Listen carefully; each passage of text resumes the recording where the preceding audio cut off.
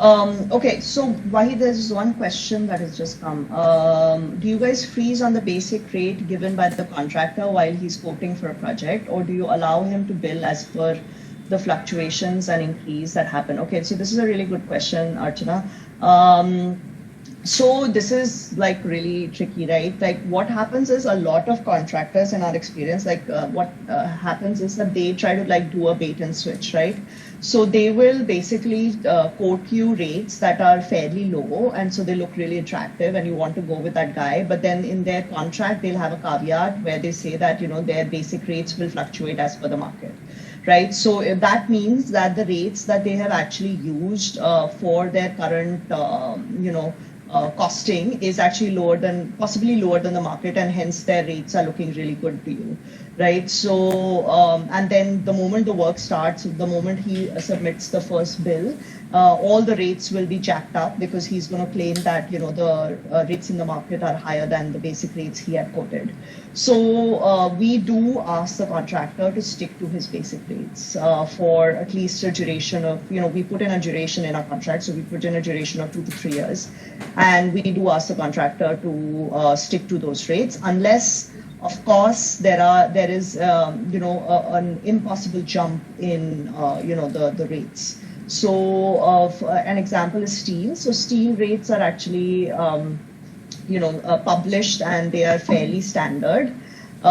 Because steel is a traded commodity. So if the steel rates, that it has happened to us that as the steel rates have suddenly at some point went really high, so we did allow the contractor to incorporate that into his costing, like basically jack up his rate for steel, because at the end of the day, the contractor will not be able to perform if he's in loss, right? So it is a team, teamwork, and so you have to understand where the contractor is coming from. Another example, for example, right now, right, like this COVID thing is like completely unprecedented, right? So like no one knew that it's going to happen. There was no way we could have predicted for it, or judged our contractor and his rates based on something like this happening. And honestly, like Vahi will tell you more, he's on the ground in Goa. That right now we are having a really hard time getting material, right? And why you were telling me like the cement rates have gone up, like how much? About 60% higher than the previous year. So, right. So basically, because because the state boundaries are closed and we are not getting any material from outside, and as you would most of you would know, Goa doesn't produce a lot of construction material, so most of it is come from outside. So in any case, the point is that the contractor couldn't have predicted it and couldn't have used it in his rates. So at this point, it's a discussion, right? It's not like you can't just hold him to the contract and through the terms of the contracts. It's a discussion. And both parties have to understand what, their limitations are, and, basically chart a new way forward. Okay. If there are any other questions? No, I'd like to add another point to that, basically, that if the basic rate of the contractor are fine, we usually set a percentage margin for error. So basically, within a 10% range, if the basic rate increases, there will still be no change in the item rate. Right. But if it goes beyond a certain percentage, then we can relook at the item. Right. Right. So basically that 10%, the contractor factors that additional 10% in his basic rate that he's quoting to us. It is also, if there is a jump, then he also can absorb it in his profit margin. And finally, contractors do tend to get, when they're purchasing material, they do tend to get some kind of a discount because of, just the bulk, that they will be buying in and their relationships with vendors.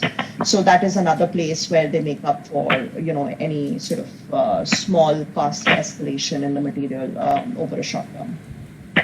Right. Okay, so that's all we have for you on the BOQ. Sorry about, again, I apologize about the quality of our images.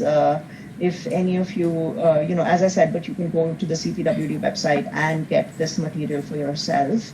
But if there's anyone who specifically needs, to look at those images from our end, then you can send us a message and we can send those across to you.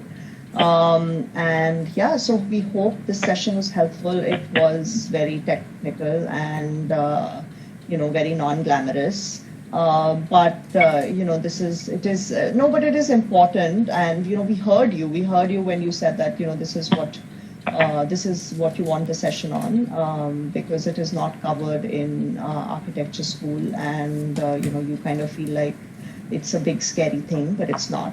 So. All right, thanks. Some of you are telling us that was really good and you really liked the information. Thank you. You are all welcome. Thank you. Let us know if you want us to do other sessions on other technical topics. We'll be happy to get into it. Just keep the conversation alive on our social media platforms. Follow us on Instagram for more news, and you can always email us and message us. Thank you. Thank you, Sneha. You're welcome. Bye. Bye, guys. Bye.